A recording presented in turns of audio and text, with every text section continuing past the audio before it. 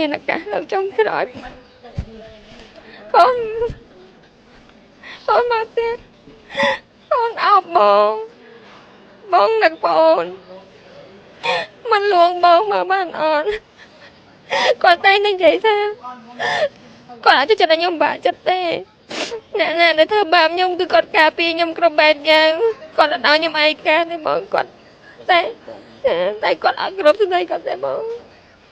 គាត់ទៅចោលខ្ញុំតែខ្ញុំនៅឯកាខ្ញុំអត់ដឹងមុំទេបងគាត់ដឹងថាខ្ញុំជាមនុស្សទុនជ្រាយជាមនុស្សទុនខ្សោយអត់ងាយដឹងមុំទេបងប៉ុន្តែគាត់ក៏បាត់សន្យាខ្ញុំគិតច្រើនហើយបងសូមចូលរួមលេខទុកផងហើយកុំគិតច្រើនកាត់ចិត្តព្រោះដោយសារតែគាត់បានធ្វើឲ្យបងប្អូនប្រជាពលរដ្ឋកម្ពុជាទាំងអស់គោរពស្រឡាញ់និងដឹងគុណគាត់មែនតើព្រោះគាត់មានបរិយាភាពដ៏អង្គអាចការពារទឹកដីចូលទៅសមរភូមិហ៊ានទៅច្បាំងជាមួយសៀមនៅពេលដែលគាត់ដឹងថាសៀមបានធ្វើការឈ្លានពានទឹកដីយើងភ្លាមគឺគាត់អត់មានថារញរាតាំងចិត្តមោះមុតទៅតតាំងជាមួយសៀមតែម្ដងចាបងគាត់មាននិយាយទៅគាត់ស្ម័គ្រចិត្តហ្មងបងគាត់អត់ខ្លាចគាត់និយាយថាចេះគឺគាត់ដាច់ខាតគឺគាត់អត់ឲ្យពួកចៅសៀមចាប់គាត់បានទេគាត់សុខចិត្តពលីជីវិតដើម្បីជាតិគឺគាត់ដាច់ខាតគាត់អត់ឲ្យចៅសៀមចាប់គាត់បានទេបងពាក្យហ្នឹងពាក្យដែលគាត់ទៅនិយាយមួយប៉ាខ្ញុំថ្ងៃចុងក្រោយវរៈកងទ័ពបងតង់ធានដែលគាត់ត្រូវបានពលីការពារទឹកដីឥឡូវនេះត្រូវបានទទួលមរណភាពហើយបងប្អូននេះគឺជារូបថតរបស់គាត់ហើយបងអូនស្រីដែលគាត់កំពុងតែកាន់នេះគឺជាត្រូវជាបងស្រីរបស់គាត់មកជំរាបសួរចាជំរាបសួរបងបងត្រូវជា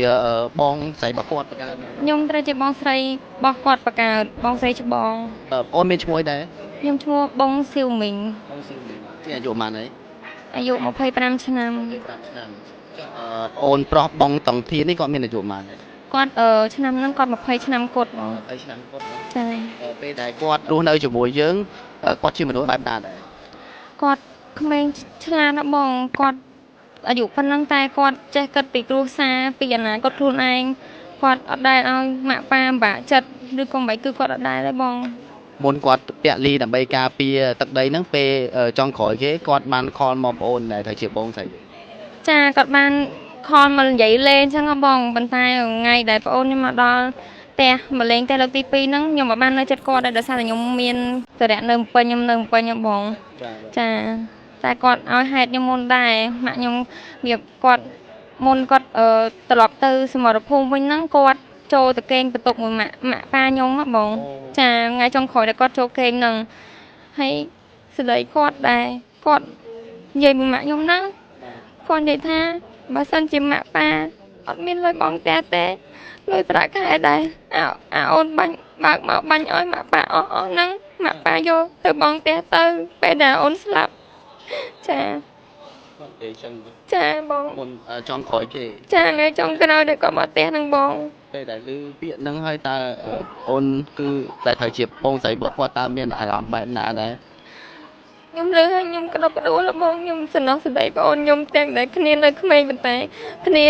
គិតពីគ្រូសាឃើញគ្រូសាពិបាកតែគ្នាអត់ដែរឲ្យគ្រូសាពិបាកគ្នាមានតែចង់ជួយម៉ាក់ប៉ាគិតដល់ថ្ងៃអនាគត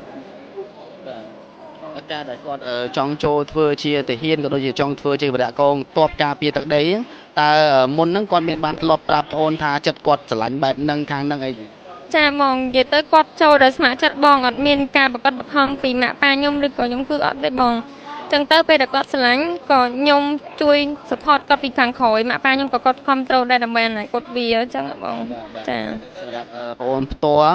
មានមោទនភាពលើបងអូនប្រុសខ្លួនឯងដែលគាត់គឺជាវរៈកងទ័ពដ៏អង់អាចសម្រាប់កម្ពុជាហើយហ៊ានចូលទៅក្នុងសមរភូមិដើម្បីការពារទឹកដីការពារប្រជាពលរដ្ឋទាំងមូលឲ្យមានសន្តិភាពដល់សប្តាហ៍ថ្ងៃនេះខ្ញុំមោទនភាពខ្លាំងមែនតើហ្មងខ្លាំងចឹងតែអត់ដឹងនិយាយថាមិនទេហ្មងដោយសារតែគាត់ជាក្មេងមួយដែល slow boat អត់មានអាក្រក់ដល់អ្នកណាទេបងហើយណាជាពិសេសគឺភ្នែកគាត់អត់អំណោយផលទេបងទាំងដែលភ្នែកគាត់ទៅថ្ងៃអនាគតគឺគ្រូពេទ្យគាត់បានបញ្ជាក់ថាអាចនឹងមើលអត់ឃើញហ្មងដោយសារតែគាត់មានបញ្ហាខូចបាតភ្នែកពីកណ្ដាលបងអញ្ចឹងទៅយើងព្យាបាលបានតែទៅថ្ងៃមុខដូចគាត់អាយុច្រើនអាយុ40-50ឆ្នាំគឺគាត់អាចនឹងល្ងឹតភ្នែករហូតបងគាត់ចាគាត់មើលអត់ឃើញទេជាក់ស្ដែងគឺដែលគាត់ចូលហ្នឹងគឺភ្នែកគាត់មើលអត់សូវឃើញទេបង បើសិនជាមានឱកាសម្ដងទៀតក្នុងការនិយាយជាមួយគាត់ចុងក្រោយតើប្អូនក្នុងនាមជាបងស្រីអាចនឹងប្រើពាក្យអ្វីទៅកាន់គាត់ដែរ បើមានឱកាសនៅចុងក្រោយបងបងមកទៀតបងអោបបងនឹកបងមិនលួងបងមកបានអត់គាត់តែនឹងនិយាយថាគាត់អាចចិត្តខ្ញុំបាក់ចិត្តទេអ្នកណាដែលធ្វើបាបខ្ញុំគឺគាត់ការពារខ្ញុំគ្រប់បែបយ៉ាងគាត់អត់ឲ្យខ្ញុំឯកាទេបងគាត់តែគាត់អត់គ្រប់ស្ដីគាត់ទេបងគាត់ទៅចោលខ្ញុំតែខ្ញុំនៅឯកាខ្ញុំអត់ដឹងមុំទេបងគាត់ដឹងថាខ្ញុំជាមនុស្សទុំជ្រាជាមនុស្សទុំខ្សោយអត់ងាយដឹងមុំទេបងប៉ុន្តែគាត់ក៏បាត់សន្យា បងកុំគិតច្រើនហើយបងសូមចូលរួមលែកទុកផងហើយកុំគិតច្រើនកាត់ចិត្តព្រោះដោយសារតែគាត់បានធ្វើឲ្យបងប្អូនប្រជាពលរដ្ឋកម្ពុជាទាំងអស់គោរពស្រឡាញ់និងដឹងគុណគាត់មែនតើព្រោះគាត់មានវីរៈភាពដ៏អង្អាចការពារទឹកដីចូលទៅសមារភូមិហ៊ានទៅច្បាំងជាមួយសៀមនៅពេលដែលគាត់ដឹងថាសៀមបានធ្វើការឈ្លានពានទឹកដីយើងភ្លាមគឺគាត់អត់មានថារុញរាតាំងចិត្តមោះមុតទៅតតាំងជាមួយសៀមតែម្ដង តែបងគាត់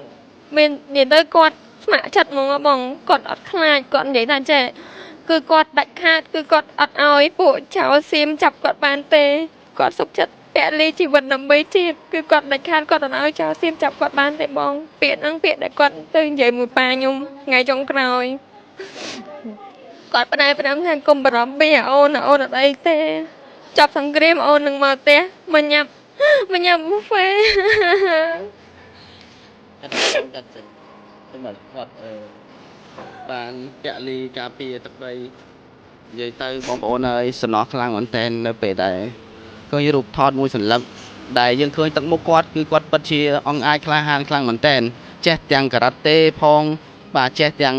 ក្បាច់គុណផ្សេងទៀតដែលមុនគាត់នឹងចូលទៅធ្វើជាវរៈកងទ័ពនេះគឺគាត់លះបង់ខ្លាំងមែនតើបងប្អូនហើយគាត់បានផ្ដាំទៅឪពុកម្ដាយគាត់ព្រោះថាគាត់នឹងធំហើយបាទខណៈដែលគាត់ទៅតែមានអាយុ20ឆ្នាំណាបងប្អូនប៉ុន្តែគាត់ក្លាហានខ្លាំងមែនតើអត់ខ្លាចទេហើយសូម្បីតែបងស្រីរបស់គាត់ណាបាទគាត់ការពារមិនឲ្យអ្នកណាធ្វើបាបទេបាទនិយាយទៅគាត់តូចបើសម្រាប់គ្រួសាររបស់គាត់គឺគាត់នៅកូនក្មេងប៉ុន្តែសម្រាប់គាត់ខ្លួនឯងដែលពាក់អាវទាហានបងប្អូនឃើញហើយគឺយើងមានការស្ងើចសរសើរគាត់ខ្លាំងមែនតើបាទយ៉ាងណាក៏គោរពដឹងគុណដល់បងប្អូនប្រុសបងតង់ធាន